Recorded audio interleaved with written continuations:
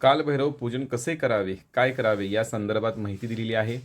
दिनांक 12/11/2025 रोजी कालभैरव जयंती आहे। त्याचा हा आजचा व्हिडिओ आहे, तो सर्वांनी पहा। असून त्याचे स्वरूप व वास्तव्य, त्याची उत्पत्ती याविषयी अनेक प्रकारच्या कथा आहेत। आपल्या भारतामध्ये कालभैरवाची उपासना फार प्राचीन काळापासून प्रचलित असून आजही देशभर अस्तित्वात असलेली आहे। अनेक कालभैरवाची मंदिरे आहेत। कालभैरव हा भगवान शंकराचा 5वा अवतार मानला जातो। ब्रह्मदेवताचे गर्वहरण करण्यासाठी शंकरानेच याला उत्पन्न केले। त्याने आपल्या करंगीच्या नखाने शंकराची निंदा करणारे ब्रह्मदेवाचे 5वे मस्तक धडा वेगळे केले।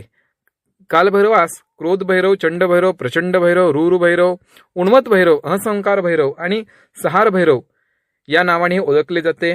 हा कालभैरव श्याम वर्णाचा असून त्याला 4 हात आहेत, ज्यात त्याने त्रिशूळ, खडक, खपरा आणि ब्रह्मदेवाचे 5वे मस्तक धारण केलेले आहे।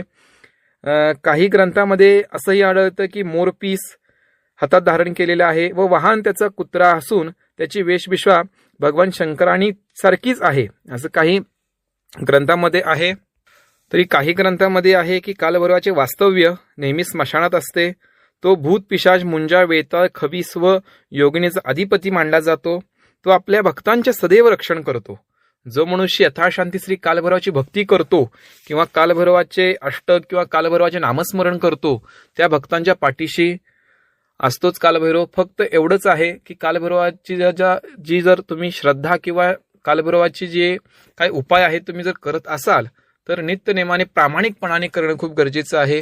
द्वेष, कपट, दुसऱ्याविषयी वाईट भावना किंवा अशा गोष्टी असतील तर तुम्हाला देव प्रसन्न होणार नाहीये, उलटा तो त्रास होणार।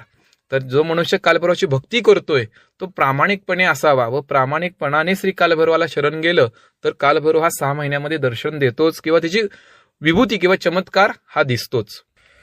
कालभैरव हा काशीचा कोतवाल असून आजही तिथे गेल्यावर काशी विश्वेश्वराचे दर्शन घेण्यापूर्वी कालभैरवाचे दर्शन घ्यावे लागते। प्रत्येक यात्रेकरू त्याची करडी नजर असते, म्हणूनच काशीतून जाण्यासाठी कालभैरवाची परवानगी घेतल्याशिवाय